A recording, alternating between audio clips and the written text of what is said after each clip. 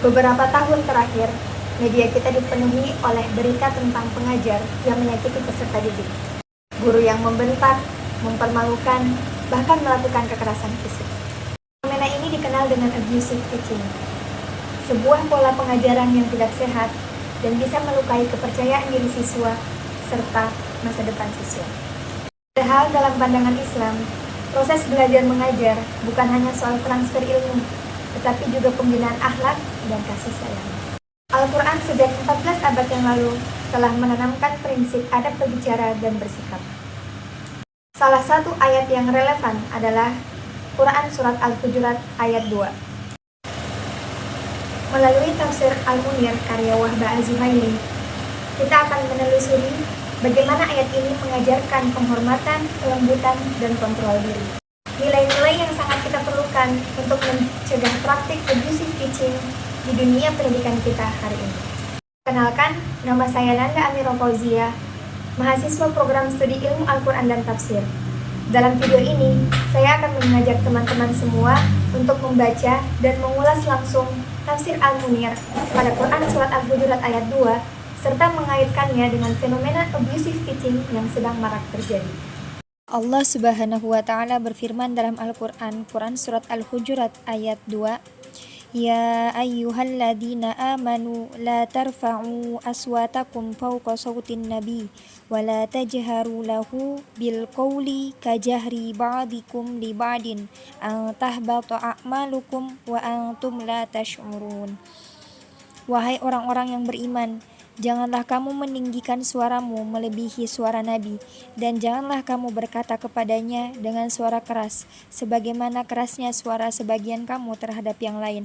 Nanti pahala segala amalmu bisa terhapus, sedangkan kamu tidak menyadari.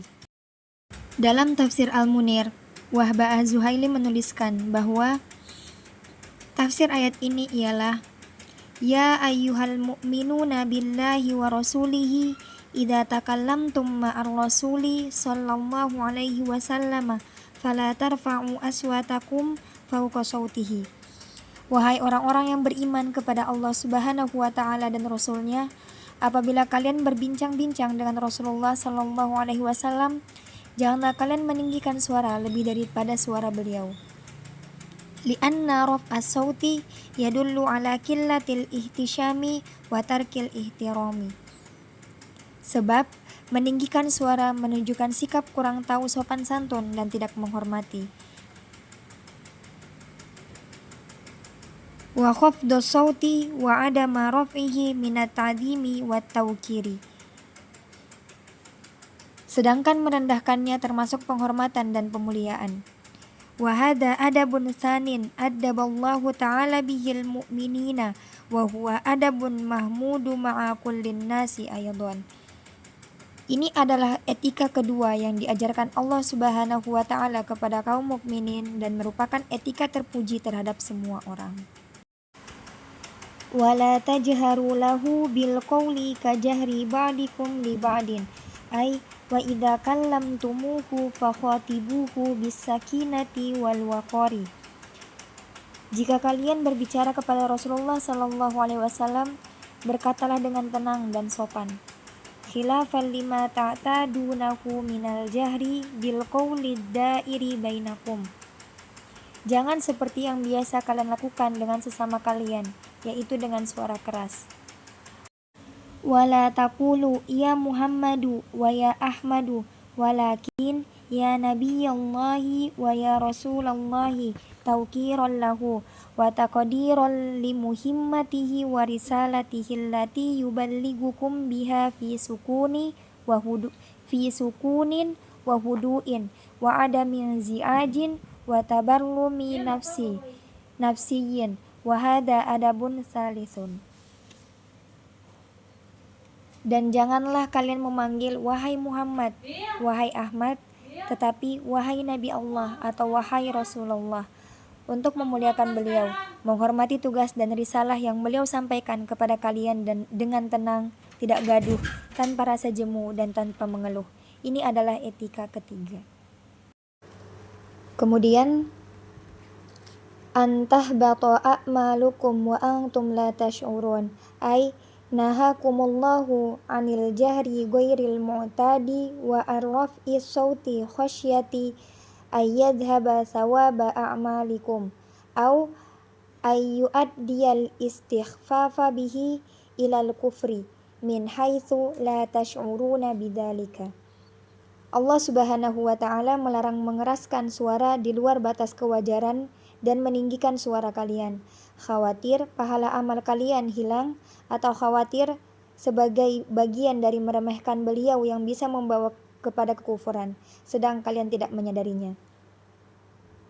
Kama jaa fil haditsis shahihil ladzi akhrajahu Maliki wa Ahmadu wa Tirmidzi wan Nasa'i wa ghairuhum an Bilal bin al-Harithi innar rajula la yatakallamu bil kalimati min ridwanillahi azza wa jalla la yulki laha balan yuktabu lahu bihal jannatu wa innar rajula la yatakallamu bil kalimati min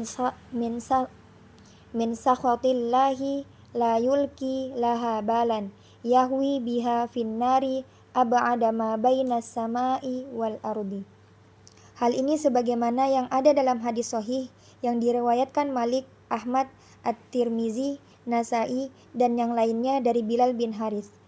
Seseorang yang mengucapkan kalimat yang diridhoi Allah Subhanahu wa Ta'ala yang ia tidak begitu memedulikannya tanpa ia sadari kalimat yang ia ucapkan, Allah Subhanahu wa Ta'ala menetapkan untuknya surga. Dan seseorang mengucapkan kalimat yang dibenci Allah Subhanahu wa Ta'ala yang ia tidak begitu memedulikannya tanpa ia sadari, karena kalimat yang ia ucapkan ia terjatuh ke dalam neraka sedalam ukuran antara langit dan bumi.